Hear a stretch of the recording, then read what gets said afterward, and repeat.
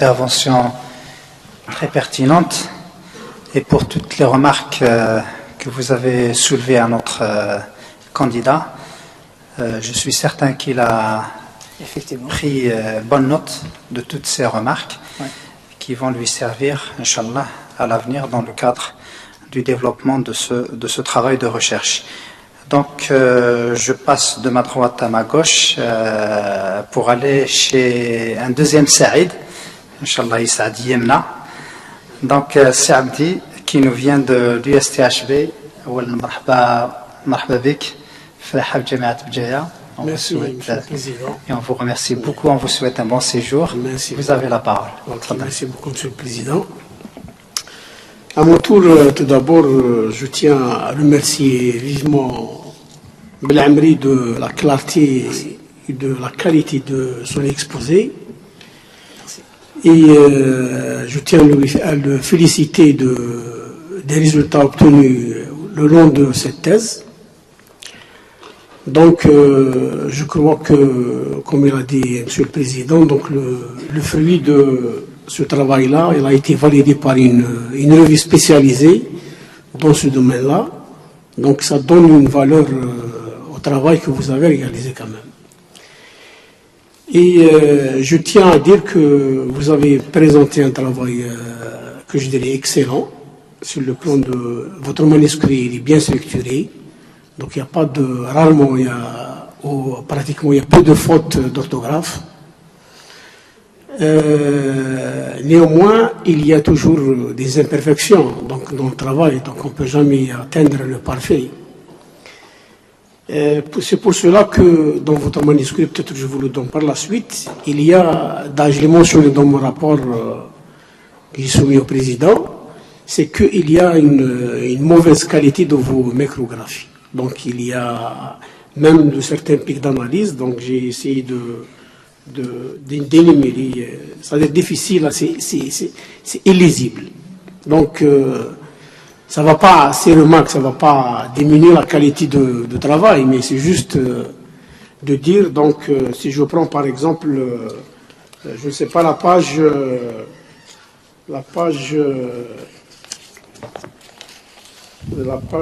55, donc on voit les pics et les phases, ils sont un peu, je ne sais pas ce que c'est la photocopie ou dans le manuscrit, c'est pas clair. Donc il fallait donner une qualité plus supérieure. On va améliorer la qualité d'impression. La photo, il respecte les deux. Donc il faut agrandir, soit faites une photocopie de. Et puis dans les pages entre 50 et je crois là où il y a vous avez englobé les tests des heures.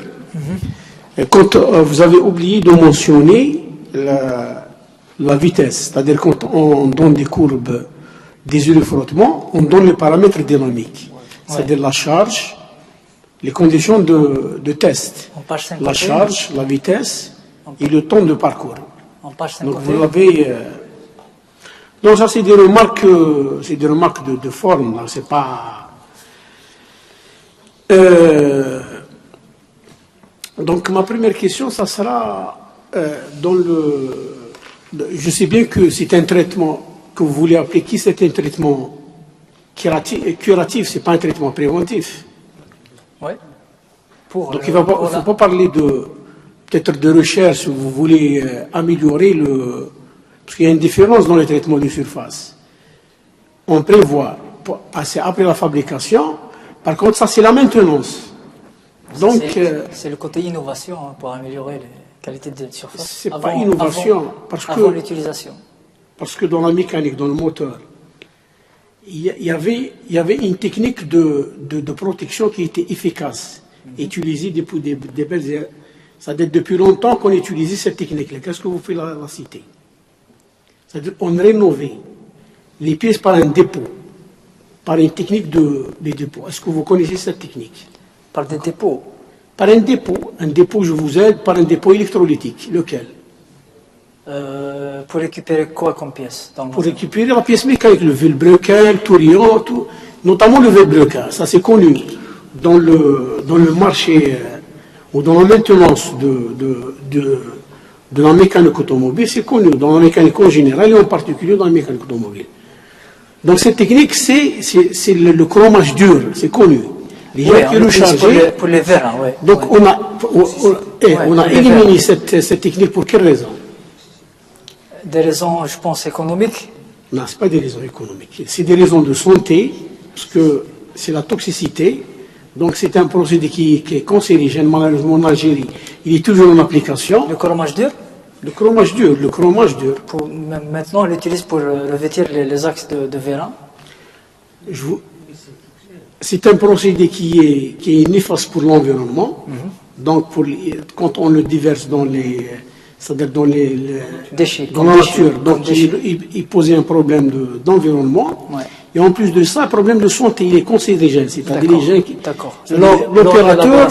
Lors de l'élaboration. Donc c'est pour ça qu'on a pensé à trouver un alternatif pour recharger.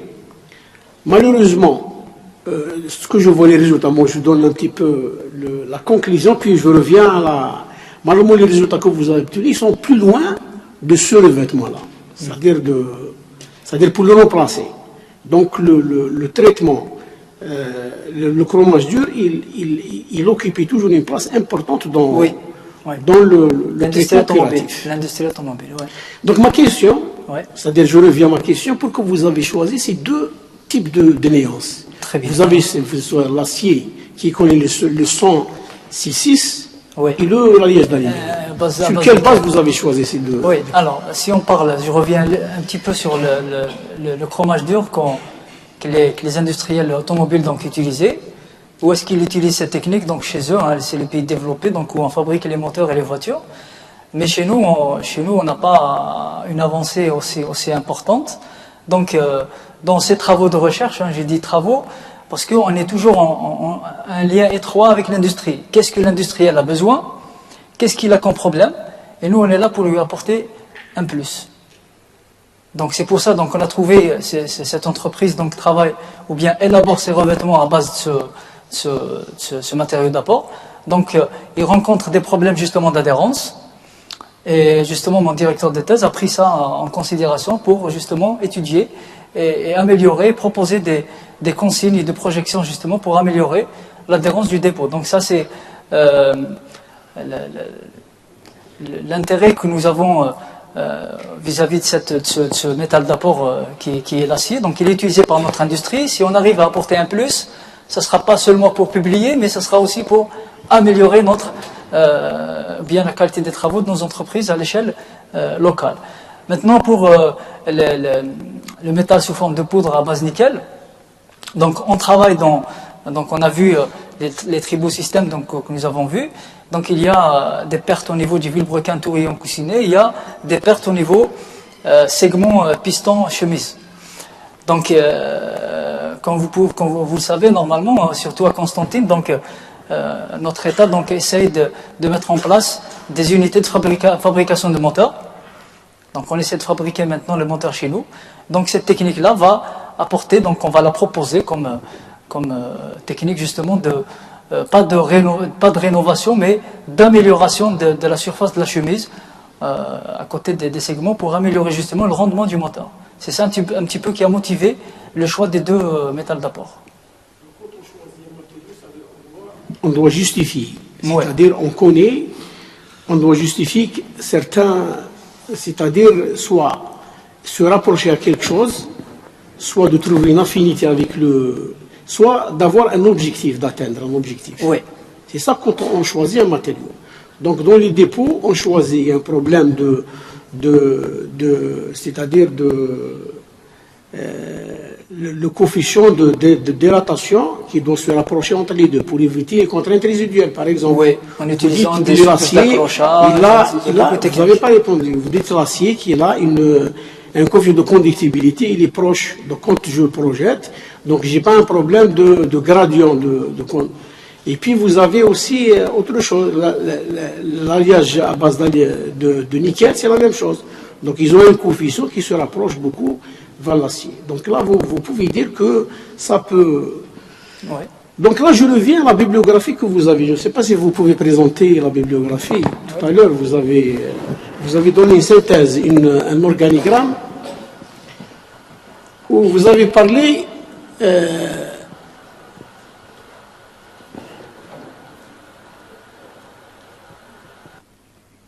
vous avez donné une synthèse, là, oui, avant, bien avant. Avant cette...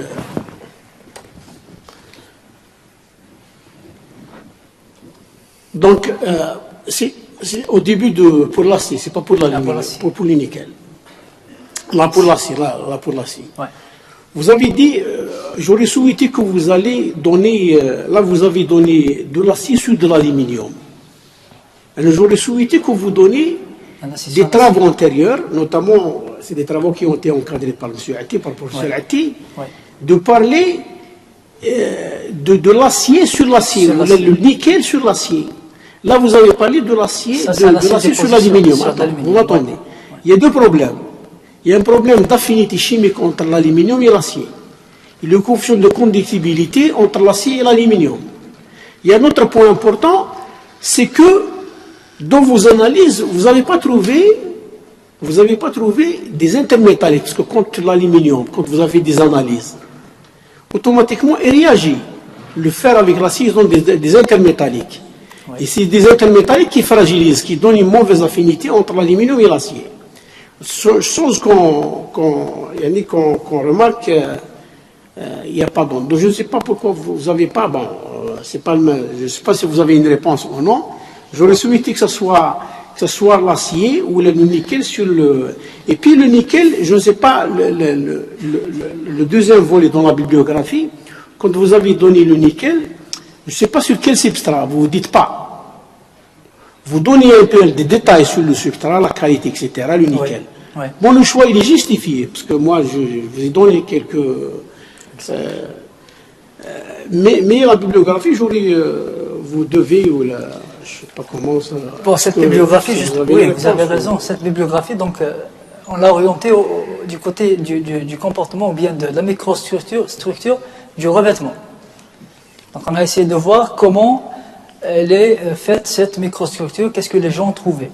Maintenant, nos travaux, il reste encore des choses à faire. Et votre substrat, c'est l'acier, vous devez se concentrer sur l'acier, parce que la pièce que vous avez citée, oui. Les différents biens, c'est en acier. Elle sera en fonte. Et votre souci, c'est l'acier. Ouais. Vous avez indiqué que le substrat, c'est 35. Donc ça, vous devez... pour le revêtement en acier, oui. Donc c'est ce qui est manqué dans votre... Maintenant, le revêtement... Pour enrichir... Oui, ok. Dans la page 48,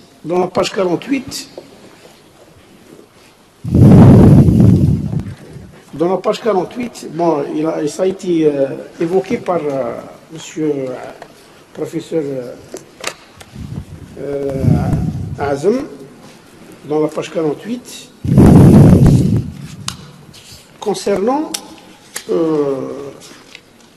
la valeur de l'adhérence. Parce que dans les dépôts, quelle que soit la nature de dépôt, donc s'il n'a pas une bonne adhérence, c'est tout quand un dépôt n'est pas à l'état statique. C'est-à-dire un dépôt à l'état dynamique, il travaille à l'état dynamique. C'est-à-dire il se détache, il a une mauvaise, l'adhérence, quand il a une mauvaise résistance au cisaillement. Donc il se cisaille, mais il se détache du... Donc là vous avez trouvé des valeurs, moi d'après dans votre bibliographie, il manquait. C'est-à-dire, quand vous avez fait votre bibliographie, il manquait beaucoup de valeurs. C'est-à-dire, vous avez des résultats expérimentaux concernant la dureté, l'adhérence, tout ce que vous avez fait, vous devez donner au moins un signe. Même si ce n'est pas un dépôt en acier ou en aluminium, vous donnez un ordre de grandeur. Vous devez, par exemple, d'habitude, on utilise pour... l'ancien, parce que ça a été utilisé pour le chromage dur, vous donnez la valeur de l'adhérence pour que vous voyez, est-ce qu'on atteint les standards internationaux, c'est-à-dire on atteint les références.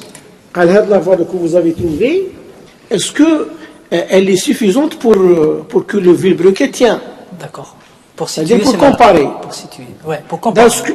D'ailleurs, toujours dans la comparaison, ce que j'ai constaté, même à la fin de votre travail, vous ne faites pas une comparaison. Vous avez proposé deux dépôts Ouais. et vous comparez. En premier, vous devez comparer ces valeurs que vous avez trouvées. Vous avez fait quand même yani, pas non plus de caractérisation, de méthode, etc. Mais il n'y a pas une synthèse à la fin. La synthèse, c'est que d'essayer de faire une comparaison entre les valeurs trouvées et la bibliographie, et entre ces deux dépôts. Vous devez par exemple à la fin faire un petit chapitre ou un petit paragraphe, vous faites une étude, vous donnez l'avantage et l'inconvénient, vous faites une comparaison, et vous dites est-ce que c'est le nickel ou c'est l'aluminium qui peut servir ou là, qui peut donner un bon résultat.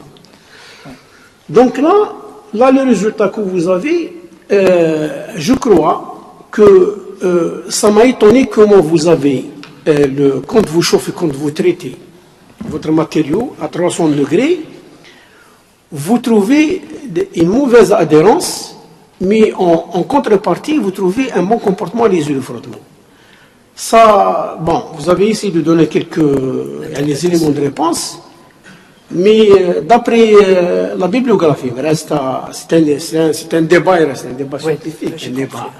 C'est-à-dire quand un revêtement, parce qu'il y a une relation, une corrélation quand un revêtement, il a une bonne résistance à l'usure automatiquement. Il a une meilleure, parce que l'usure, vous avez tendance, donc il y a un mouvement relatif. Donc s'il bouge, il a une mauvaise résistance, donc il y a une amplification dans le... C'est-à-dire il y a une relation entre le comportement tribologique et le comportement mécanique.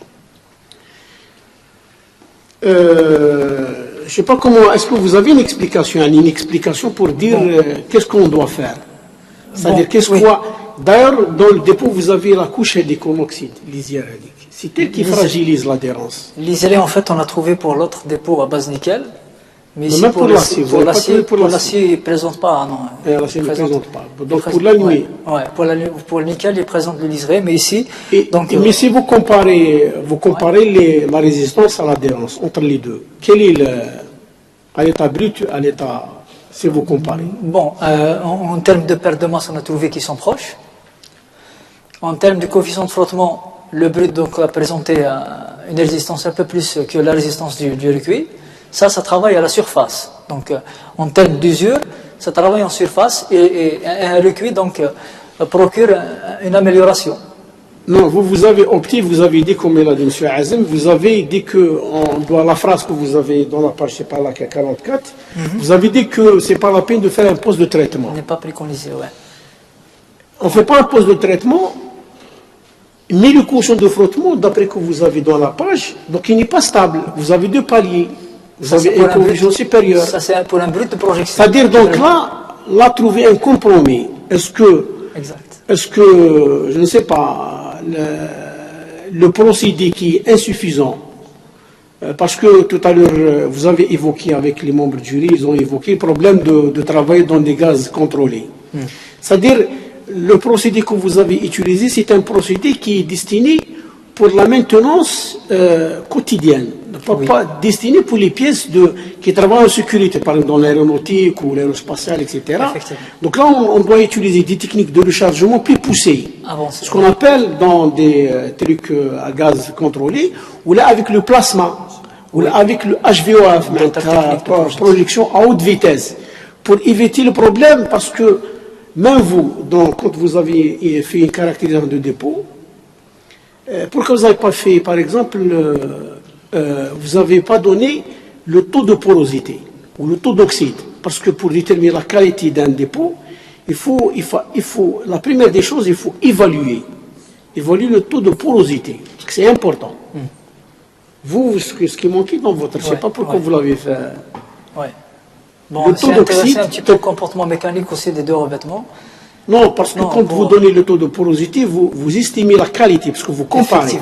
Parce qu'il tolère, dans la bibliographie, on tolère quand il y a des dépôts. S'il dépasse par exemple 5% de porosité, il n'est pas, c'est-à-dire c'est un produit qui est de mauvaise qualité. Oui, oui, même dans les travaux, c'est-à-dire ils parlent de taux de porosité et tout ça, en utilisant les techniques très avancées de projection, plasma, HVOF, etc. Donc on essaie d'améliorer justement ou bien de diminuer considérablement le taux de porosité. Mais avec des techniques classiques, donc cette porosité est pratiquement inévitable déjà.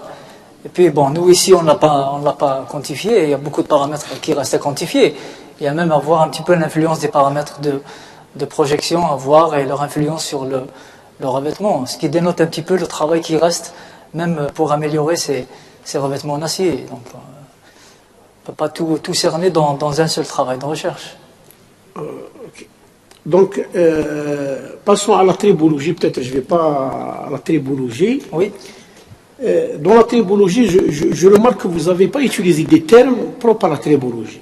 D'accord. C'est-à-dire des termes tels que, c'est-à-dire parce que quand on fait une facias, vous avez utilisé le terme piste, là on n'emploie pas ce piste pour dire qu'il y a un pion et la piste, mais la bonne appellation, c'est une facias. C'est comme les facias de rupture, facias d'usure, ou la facias de surface endommagée par la tribologie.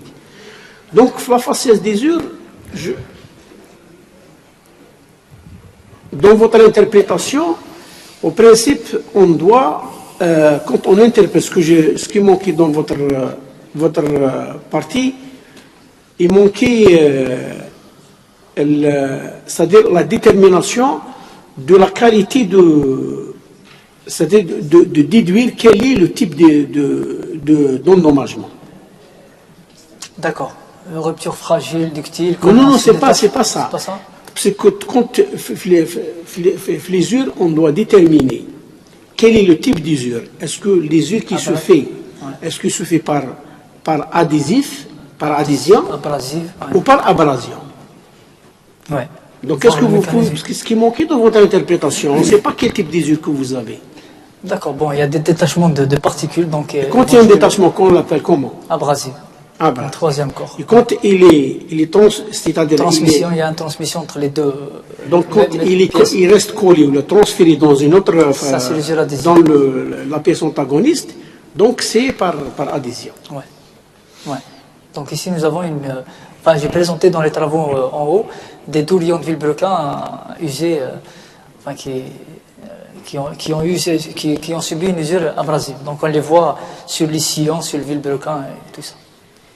Et dans les tests, les observations, on observe, vous avez observé uniquement ce que vous avez appelé la piste. L'échantillon, là, vous pouvez dire la piste. L'échantillon, vous l'avez testé. Le chemin. Vous avez observé uniquement l'échantillon. Mais pourquoi? Parce que pour dire s'il y a un transfert des débris dans le pion, on doit même analyser le pion. On doit analyser les deux pour confirmer ce que vous dites. Est-ce qu'il y a une usure abrasive ou une usure adhésive? C'est très important. Oui. Parce que c'est à partir de là qu'on peut donner des remèdes. Oui. À partir de là qu'on peut donner des remèdes. C'est... Alors, si vous me permettez, donc ici, après les tests, après évaluation du coefficient de frottement, donc on a remarqué un comportement identique. Donc en contact surfacique ou bien en contact quasi ponctuel. Donc nous sommes dit, donc on va analyser un faciès d'usure et puis donc ça va être pratiquement le même mécanisme qui gère et qui donne les mêmes comportements. Donc nous avons le même comportement en changeant des configurations et les conditions de test. Donc vous pouvez trancher comme ça. Si vous avez pris la bille ou là vous avez pris le pion et vous l'avez analysé, vous dites il y a le même comportement. Là, vous ne pouvez pas dire, parce que je vous crois sur parole, mais il n'y a pas une micrographie où il y a quelque chose qui confirme ce que vous dites. C'est-à-dire ça confirme juste l'apparition des deux paliers pour un bris de projection et un seul palier pour un recueil à 300 degrés. C'est ça que nous avons analysé. D'accord. Ouais. Et pourquoi vous avez changé vous avez utilisé deux tests? Vous avez deux appareils, vous avez utilisé deux tribomètres. Oui, deux tribomètres, oui. Le premier, j'ai compris ce que vous avez présenté comme pion. C'est-à-dire, vous avez le plateau en cermé, WCO. C'est comme ça. Oui, un matériau. Et pour le deuxième, c'était quoi? C'était une bille en acier 106. Les billes sur quoi? Elles frottent sur quoi? Elles frottent sur le revêtement. Sur le revêtement. Ouais. Donc là, qu'est-ce que vous avez? L'acier sur l'acier, le même acier. C'est pas pourquoi vous avez choisi. Ouais. Vous avez choisi l'acier. Acier sur acier. Parce que la bille, c'est 106. Oui. Et votre dépôt, c'est 106. Proche de 106. Mais nous avons. Vous me dites pourquoi vous voulez changer. Vous voulez changer parce que généralement, à moins que vous faites une similitude. Quand on fait une similitude, on doit déterminer la même nature. Ou là, par exemple, un acier sur un acier, on doit donner le pion et la piste ou le disque de même nature. C'est-à-dire, on donne. Mais là, en premier lieu, vous avez utilisé la piste que vous avez, c'était en cermé, elle est dure jusqu'au 700 HV. Ça, c'est pour les et puis, vous avez changé. Là, c'est-à-dire, ce que vous pouvez nous dire. Oui, je vais expliquer. Donc ici, donc, nous avons utilisé ce disque-là en WC, en WCCO. Ah, ça, c'est pour les pertes de masse. Donc c'est un matériau fluidique qui a présenté environ 70 HLC. Donc ici, on est sûr que c'est le dépôt qui va s'user. Donc on est très très loin en termes de dureté entre le disque tournant et le pion. Donc on va user. D'ailleurs même ce disque-là, il est utilisé pour il a tellement travaillé en analysant ses surfaces, jusqu'à présent il n'a pas encore bougé. Maintenant pour les coefficients de frottement ici, donc nous avons utilisé un pion revêtu, mais sur un disque en acier fortement lié, d'accord, à 2% de carbone. Et l'autre configuration, donc ici c'est acier sur acier pour un contact surfacique, c'est acier pour le coefficient de frottement. Donc perte de masse, nous avons acier sur le matériau frité, coefficient de frottement 1, première configuration acier, deuxième, ouais. Oui. Surface. C'est pas assez surfacique. Ouais. Là, moi, je reviens à ce que j'ai évoqué tout à l'heure. Je vous ai dit, la bibliographie, elle est importante. Parce que moi, je peux vous poser une question. Pourquoi vous avez choisi telle vitesse et telle charge et pas d'autres charges ou telle vitesse? Oui, c'est vrai. Vous pouvez nous dire, est-ce que, parce que la tribologie, soit on varie la vitesse ou la charge, si on veut développer un produit. Maintenant, si un produit existe, je dois me référer à la bibliographie pour justifier mon choix concernant la charge, la vitesse, etc. Parce que les gens ont travaillé, ont fait une similitude, ils ont dit que pour simuler le comportement du moteur, doit travailler dans tel paramètre et tel paramètre, et je peux... Effectivement. Non, ça que je reviens là. Effectivement, vous avez entièrement raison. Ces paramètres d'essai, on les a pris de la bibliographie. Je ne les ai pas cités, en fait, ces travaux, mais ils sont pas choisis par hasard. Donc cette configuration, donc, on a pris habituellement, donc ils utilisent ces paramètres, et pour celle-là aussi, c'est les mêmes paramètres. Enfin, j'ai d'autres questions à vous poser, mais votre travail est intéressant. Bon, c'est-à-dire, moi, je dirais que sur le plan globalement, tout le travail, vous avez quand même touché à différentes techniques. C'est ça l'objectif d'un doctorant. C'est pas il trouve des solutions directement à l'industrie, mais c'est une formation, c'est une perspective à l'industrie. Donc, vous avez touché pas mal de techniques et vous avez élaboré d'une technique. Moi, je reviens à ce qui a été dit par M. Azem. Dans parce que là, on parle uniquement de la projection thermique, etc. Mais le titre, ça m'a pas plu beaucoup le titre, c'est-à-dire il est vaste. D'accord. Donc, vaste là. Et, parce qu'on parlait de la tribologie, d'un peu de recharge, de projection thermique, mais il faut soit vous devez changer le titre, ou là vous devez voir comment faire apparaître la tribologie et la projection thermique. D'accord. Voilà, je vous félicite et je vous remercie du travail que vous avez obtenu. Et je donne la parole à M. le Président. Merci beaucoup.